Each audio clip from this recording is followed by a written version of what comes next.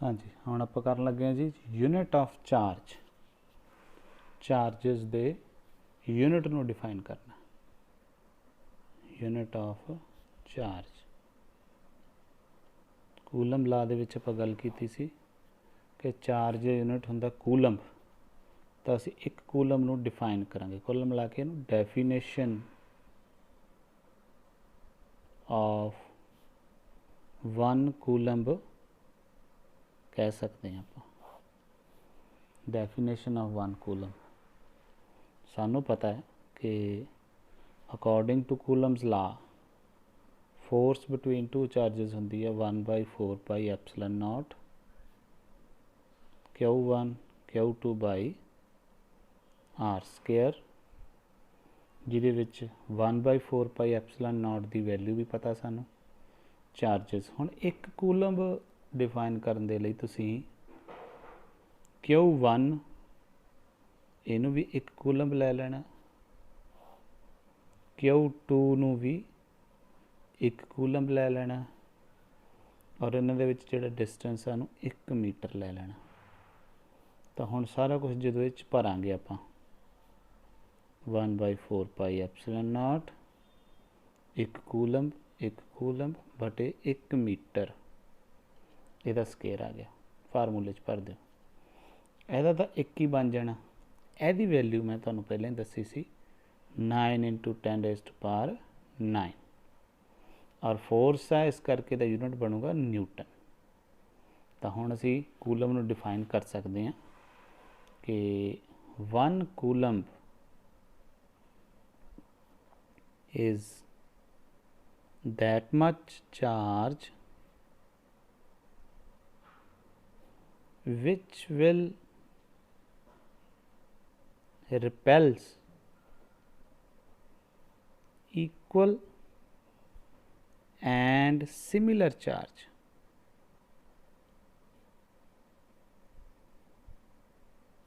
एक कूलम वो चार्ज है जो दूसरे एक कूलम चार्ज नूं, यानी एक कूलम चार्ज उन्ना चार्ज है जिहड़ा कि रिपैल करूगा।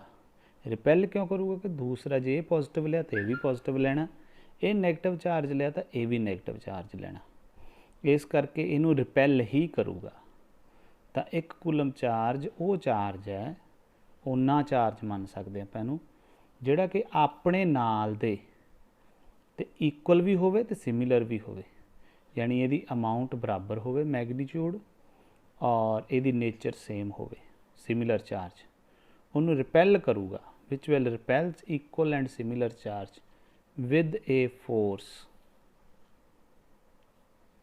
कितनी फोर्स कड्डी आपां? With a force 9 × 10⁻⁹ Newton.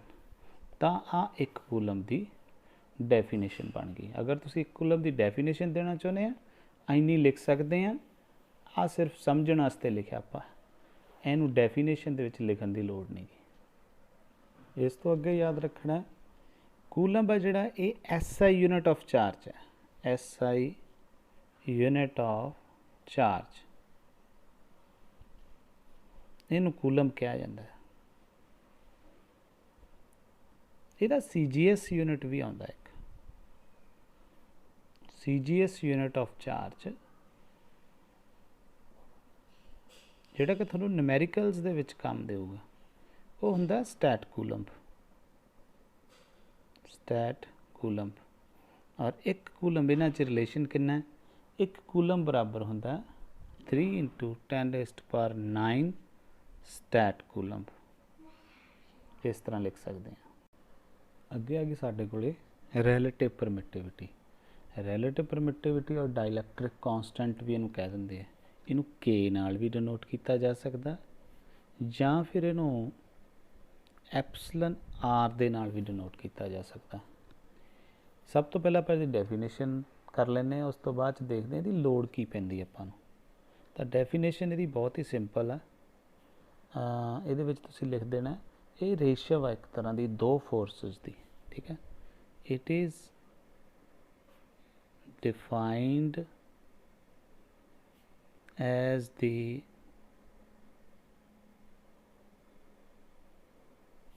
ratio of force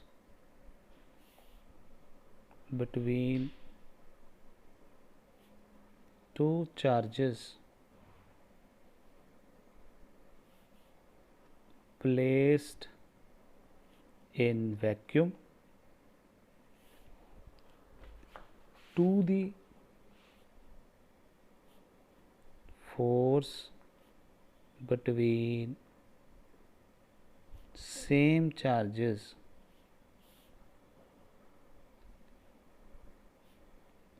placed at same distance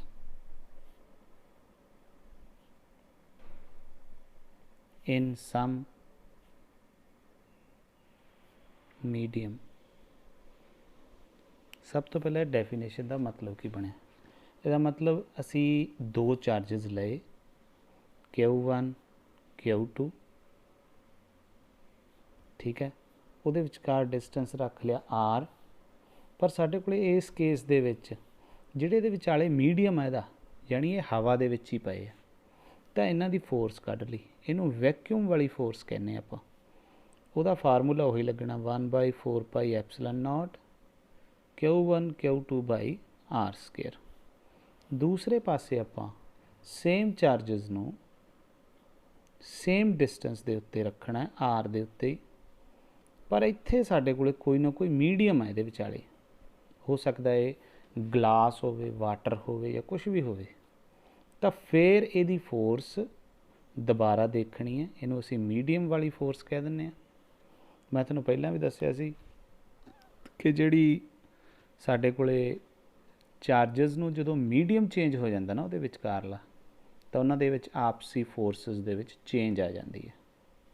ਤਾਂ ਹੁਣ ਮੀਡੀਅਮ ਵਾਲੀ ਫੋਰਸ ਕੱਢਣ ਦਾ ਤਰੀਕਾ ਉਹ ਹੀ ਹੈ, ਸਿਰਫ ਸਾਨੂੰ ਮੀਡੀਅਮ ਦੱਸਣ ਵਾਲਾ ਇੰਡੈਕਸ ਕਿਹੜਾ ਸੀ, ਐਪਸਲਨ। ਵੈਕਿਊਮ ਦੇ ਲਈ ਅਸੀਂ ਐਪਸਲਨ ਨੋਟ ਲਾਉਂਦੇ ਹਾਂ, ਕਿਸੇ ਹੋਰ ਮੀਡੀਅਮ ਦੇ ਲਈ ਨੋਟ ਨਹੀਂ ਲਗਾਉਣਾ, ਸਿੰਪਲ ਐਪਸਲਨ ਲੱਗਣਾ ਇੱਥੇ, ਬਾਕੀ ਫਾਰਮੂਲਾ ਉਹੀ ਰਹੂਗਾ। ਹੁਣ ਚੱਲਦੇ ਆਪਾਂ ਇਹ ਰਿਲੇਟਿਵ ਪਰਮਿਟਿਵਿਟੀ ਦੀ ਡੈਫੀਨੇਸ਼ਨ ਤੇ। ਕੀ ਕਿਹਾ ਸੀਗਾ ਉਹ, ratio of the force between two charges placed in vacuum to the force between same charges at same distance in some medium।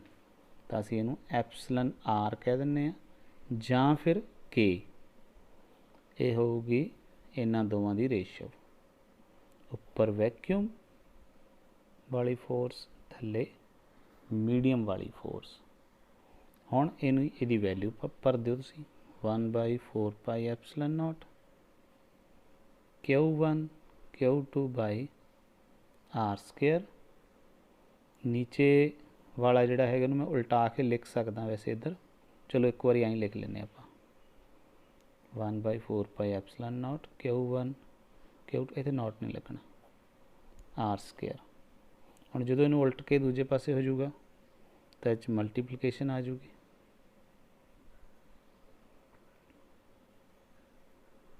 ਇਹਨੂੰ ਉਲਟਾ ਕੇ ਲਿਖ ਦਿਓ 4πε r² Q1 Q2। ਆ ਸਾਰਾ ਕੁਛ ਕੱਟਿਆ ਗਿਆ, r² ਨਾਲ r² ਸਾਰਾ ਕੁਛ ਕੱਟਿਆ ਗਿਆ। ਆਪਣੇ ਕੋਲੇ ਐਪਸਲਨ ਆਰ ਬਚਿਆ ਕੀ ਆ, ਐਪਸਲਨ ਬਟੇ ਐਪਸਲਨ ਨੋਟ। ਹੁਣ ਇੱਥੋਂ ਸਾਨੂੰ ਇਹ ਪਤਾ ਲੱਗੂਗਾ ਕਿ ਸਾਨੂੰ ਰਿਲੇਟਿਵ ਪਰਮਿਟਿਵਿਟੀ ਦੀ ਲੋੜ ਕਿਉਂ ਪੈਂਦੀ ਹੈ। ਕਿਉਂ? ਕਿਉਂਕਿ ਸਾਨੂੰ ਸਿਰਫ ਇਹਦੀ ਵੈਲਿਊ ਫਿਕਸ ਹੈ, ਜਿਹੜੀ ਕਿ ਸਾਨੂੰ ਪਤਾ ਹੈ ਐਪਸਲਨ ਨੋਟ ਦੀ ਵੈਲਿਊ, ਯਾਨੀ when charges placed in some in vacuum, then epsilon naught, the value of epsilon naught is 8.854 10⁻⁻12। और ਇਹਦੇ ਯੂਨਿਟ ਕੇ ਦੇ ਯੂਨਿਟਸ ਦਾ ਬਿਲਕੁਲ ਉਲਟ ਹੋਣਗੇ। ਇਹਦੇ ਯੂਨਿਟ ਕੀ ਸੀਗੇ, newton metre square coulomb inverse square, ਇਹਦੇ ਹੋਣਗੇ coulomb square newton inverse metre inverse square. ਇਹ ਵੈਲਿਊ ਸਾਨੂੰ ਪਤਾ ਹੈ। ਅਗਰ ਅਸੀਂ ਕਿਸੇ ਹੋਰ ਮੀਡੀਅਮ ਦੀ ਪਤਾ ਲਾਉਣਾ ਚਾਹੁੰਦੇ ਹਾਂ ਤਾਂ ਉਹਦੇ ਲਈ ਸਾਨੂੰ ਉਹਦੀ ਸਿਰਫ ਰਿਲੇਟਿਵ ਪਰਮਿਟਿਵਿਟੀ ਦਾ ਇੰਡੈਕਸ ਹੈ ਜਿਹੜਾ ਉਹ ਦਿੱਤਾ ਹੋਊਗਾ, ਗਿਵਨ ਹੋਊਗਾ। ਜਿਵੇਂ ਵਾਟਰ ਦਾ ਇੰਡੈਕਸ ਹੈਗਾ 80, तुसी वाटर दे लई अगर परमिटिविटी कढ़ना चाहुंदे आ वाटर दी तां होऊगी epsilon R into epsilon naught. आ 80 है इंटू एप्सलन नॉट की वैल्यू भर दिओ, आ वाली पई है, साडे कोले वाटर दा एप्सलन आ जाऊगा। ये इस तरह ही हुंदा जिवें आपां कह दिंदे आ कि आपां वाटर नूं मंनदे आ कि वो मतलब ਉਹਦੀ एक खास डेंसिटी है, ਉਹਨੂੰ ਅਸੀਂ फिक्स ਮੰਨਦੇ ਆ, ਉਹਨੂੰ ओरिजिन ਮੰਨਦੇ ਆ। ਉਸ ਤੋਂ ਜਿਹੜੀਆਂ ਗਾੜੀਆਂ ਚੀਜ਼ਾਂ ਉਹਨਾਂ ਨੂੰ ਕਹਿ ਦਿੰਦੇ ਵੀ ਇਹ ਵਾਟਰ ਤੋਂ ਇੰਨੇ ਗੁਣਾ ਗਾੜੀ ਆ, ਇਹ ਇੰਨੇ ਗੁਣਾ ਪਤਲੀ ਆ। ਇਸੇ ਤਰ੍ਹਾਂ ਅਸੀਂ ਵੈਕਿਊਮ ਦੇ ਇੰਡੈਕਸ ਨੂੰ ਇੱਕ ओरिजिन ਮੰਨ ਕੇ ਇਸ ਤੋਂ ਜ਼ਿਆਦਾ ਫੋਰਸਿਸ ਵਾਲੀਆਂ ਚੀਜ਼ਾਂ ਜਾਂ ਇਸ ਤੋਂ ਘੱਟ ਫੋਰਸਿਸ ਵਾਲੇ ਮੀਡੀਅਮ ਆ ਜਿਹੜੇ, ਉਹਨਾਂ ਨੂੰ ਵੱਖੋ ਵੱਖਰੇ डिसाइड किया होया with the help of relative permittivity. सिर्फ आपां उहदी मीडियम की जांच करने दे लई या न्यूमेरिकल कढ़न दे लई काम आ जाता है। लो जी, ये हो गया साडा रिलेटिव परमिटिविटी। अगली चीज़ साडे कोल आ जाती है Coulomb's law in vector form. Coulomb's law in vector form साडे कोल 3 स्टेटमेंट दे विच आ सकता है। या तो तुहानूं सीधा पुछ सकदे coulomb's law in vector form, या इउं भी कह सकते कि prove that two charges exert equal and opposite forces on each other. या फिर यदि स्टेटमेंट इउं भी आ सकती है कूलम्स ला ओबे न्यूटन्स थर्ड ला, और है बहुत सिंपल है। ठीक है, प्रूफ ये लई उस तरह ही consider two charges Q1 and Q2 placed at distance r from each other। हुण तक आपां फोर्स जिहड़ी कड्ढी सी वो सिर्फ मैगनीट्यूड के रूप च कड्ढी सी। हुण आपां फोर्स कड्ढनी है नाल वैक्टर भी लाउणा, उहदे आपां देखना है कि किहड़ी फोर्स किधर नूं लगदी है। मन के चल पो भी ये चार्जिस एक दूजे नूं रिपैल करदे या अट्रैक्ट करदे, वो कोई दिक्कत नहीं, पर एक चीज़ सानूं मननी ही पैनी है। मान लो ये रिपैल कर रहे हैं तो ये चार्ज इनू इधर नूं धकेलदा है, ये चार्ज इनू इधर नूं धकेलदा है। ठीक है, तो सब तो पहला मैं इत्थे गल करदा F12, मैं ऊपर वैक्टर ला देना जी। ठीक है, ये होगी फोर्स ऑन 1/2, दो द्वारा एक उपर फोर्स किधर नूं लगाई गई है, इधर। तो इनू असी F12 कह दें। ठीक है, और इहदी डायरैक्शन किहड़ी बनती है, असी यूनिट वैक्टर जरूर शो करना है। मैगनीट्यूड के नाल यूनिट वैक्टर ही होंदा जिहड़ा सानू शो करदा कि डायरैक्शन किधर आ उहदी। तां हुण ये आ गई 2 तो 1 वल फोर्स लग रही है, 2 तो 1 वल, 2 1। ठीक है, तां मैगनीट्यूड इहदा उस तरह ही लिखना 1/4 pi epsilon naught Q1 Q2 by r², पर नाल इहदे आ वाला यूनिट वैक्टर पा देना आपां R21।